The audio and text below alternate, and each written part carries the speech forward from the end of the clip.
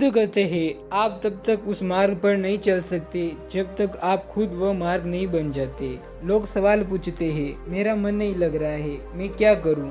मैं मन को शांत करना चाहता हूं, एकांत करना चाहता हूं, मन को साधना चाहता हूं, हर तरह के फालतू के विचारों से मुक्ति पाना चाहता हूं, पर मेरा मन नहीं लग रहा, वो हमेशा भटकता रहता है।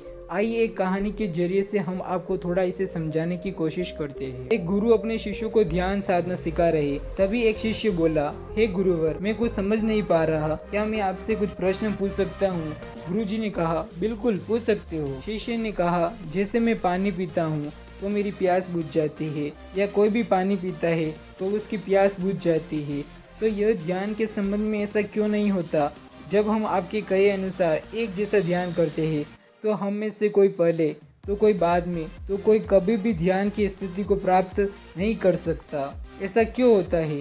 जिससे पानी से सबकी प्यास बुझ जाती है, वैसे ही ध्यान से सबके ज्ञान चक्षु खुल जाने चाहिए, पर ऐसा नहीं होता है। गुरुजी ने कहा, कल किसी ने भोजन पर हमें आमंत्रित किया है, कल तुम मेरे साथ चलना, मैं तुम्हारे प्रश्नों के उत्तर वही दूंगा। अगले दिन दोनों गुरु शिष्य भोजन के लिए एक धनी व्यक्ति के घर पहुंचे। धनी व्यक्ति की पत्नी ने उन्हें भोजन पर बुलाया था। दोनों भोजन करने पर बैठ जाते हैं। स्त्री का पति भी भोजन करने बैठा हुआ था। उसने अपने सभी नौकरों पर चिल्लाकर कहा, ये क्या बेकार सा भोजन बना रखा है, इसमें कोई स्वाद ही नहीं है। वह भोजन की थाली फेंक कर नौकरों से कहता है कि जाओ दोबारा ढंग का भोजन बना कर लाओ। धनी व्यक्ति की पत्नी उन दोनों गुरु शिष्यों से क्षमा मांगकर उन्हें भोजन परोसने लगी। दोनों ने भोजन किया। गुरु ने अपनी थाली में 2 रोटी छोड़ दी। गुरु ने उस स्त्री से कहा कि बेटी, क्या तुम मुझे ये 2 रोटी बांध कर दे सकती हो? स्त्री ने उन रोटियों को बांध कर दे दिया। उसके बाद दोनों वहां से निकल गए। रास्ते में गुरुजी ने शिष्य से पूछा कि तुम्हें भोजन कैसा लगा? शिष्य ने कहा, भोजन तो अति स्वादिष्ट था, मुझे पसंद आया, मुझे भोजन करके बहुत अच्छा लगा। गुरु ने कहा, इससे अधिक तुम्हें और क्या लगा? शिष्य ने कहा, इससे अच्छा और क्या लग सकता है? गुरुदेव, मेरी भूख मिट गई, मेरा पेट भर गया। गुरुजी ने कहा, भोजन तो अच्छा था, फिर वो उस स्त्री के पति को भोजन पसंद क्यों नहीं आया? भोजन तो अच्छा बना था ना, भोजन एक ही था, तब उसे पसंद क्यों नहीं आया? शिष्य ने कहा, आप ठीक कहते हैं गुरुदेव, मैं तो कुछ समझ ही नहीं पा रहा हूँ, आप ही कुछ बताइए। गुरुजी ने कहा, अभी तो मेरे साथ आगे चलते रहो। गुरु शिष्य चलते चलते बहुत दूर निकल आए। शिष्य ने गुरुजी से कहा, गुरुदेव, हम हमारे आश्रम के मार्ग पर तो नहीं है, फिर हम कहाँ जा रहे हैं? गुरु ने कहा, बस चलते रहो।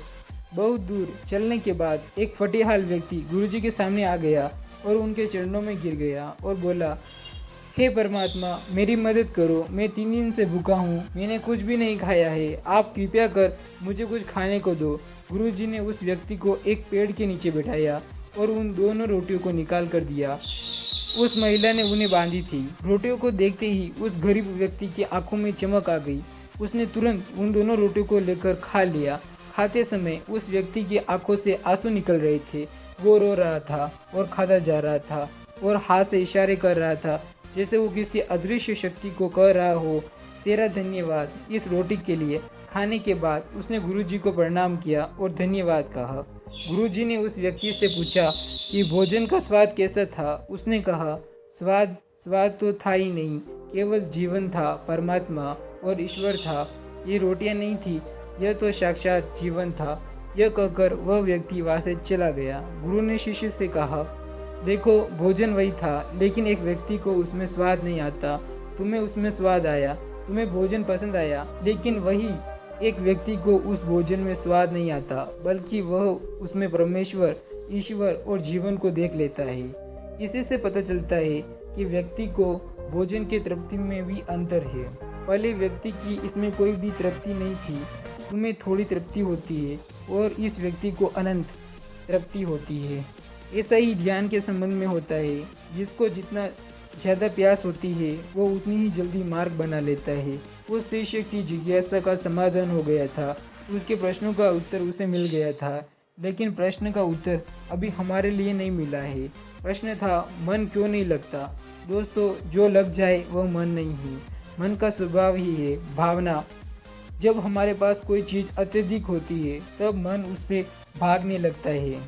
जैसे उस धनी व्यक्ति का मन जिस भोजन से भाग रहा था, जो उसके लिए आम बात थी, लेकिन जब कोई हमारे पास सीमित मात्रा में होती है और हमें मिल भी जाती है, तब हमारा मन उससे जुड़ा भी रहता है और हम उस चीज़ को थोड़ी बहुत अहमियत भी रखते हैं।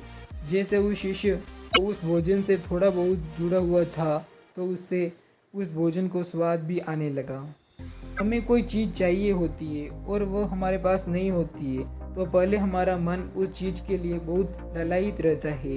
वह हर हाल में उसे पा लेना चाहता है। लेकिन जब कोई चीज़ प्राणों से जुड़ी हो, जैसे कि वह 2 रोटी, और जब बात प्राणों पर आ जाए, तब मन गायब हो जाता है। तब आप स्वाद नहीं देखते, भोजन का प्रकार नहीं देखते हैं, तब आपको सिर्फ भोजन चाहिए। तब आप एकाग्र हो जाते हैं भोजन के लिए। जो मिले उसी के लिए आप आनंदित हो जाते हैं। स्वाद हो या ना हो, आपके प्राण अंदर तक उसे स्वीकार कर लेते हैं। और यह तब होता है जब मन नहीं होता। हम हमारे मन को लगाने की बहुत कोशिश करते हैं।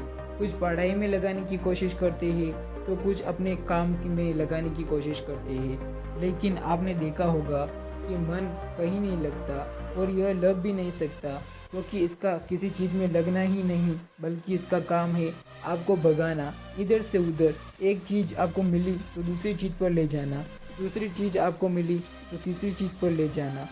मन संतुष्टि को नहीं जानता, वह केवल पाना जानता है। पाने के बाद भूल जाना जानता है। जो मिल गया उसे छोड़ देने की आदत होती है, जो छूट गया उसे फिर से पा लेने की आदत मन की होती है।